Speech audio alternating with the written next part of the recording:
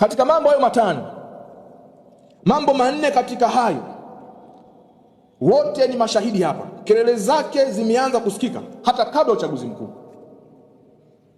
Watanzania kuhitaji nidhamu kwa viongozi wetu, kwa watumishi wa umma. Watanzania kulaani na kuchukizwa na kukataa kabisa utekaji. Watanzania kuchukizwa na ubadhirifu wa mali za umma na serikali,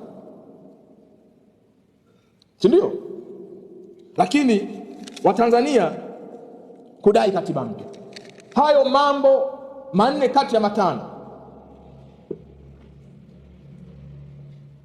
ni mambo ambayo yamewahi kupigiwa makelele hata kabla ya uchaguzi mkuu wetu wa mwaka 2025.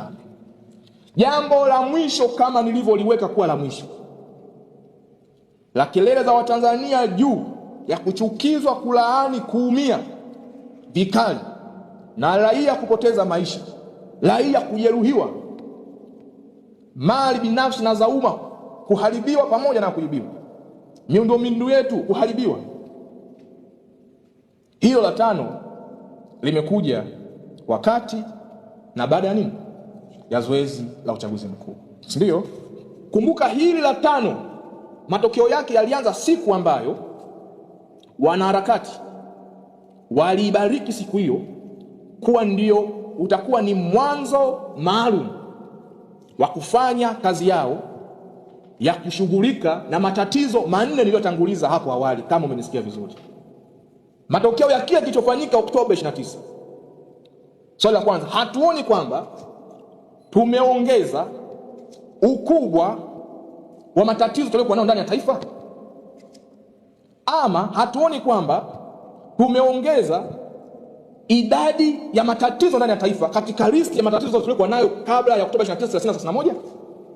Hivi sasa taifa letu lina records ya matatizo mapya yatokanayo na mikakati hovu na batili ya wanaojiita wanaharakati ambazo zilifanyika Oktoba 29, 30 na 31.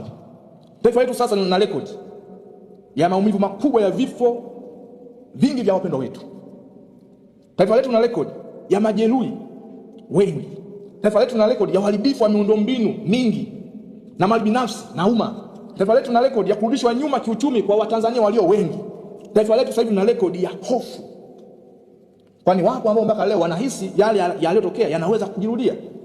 Taifa letu sasa hivi lina record ya chuki iliyokithiri.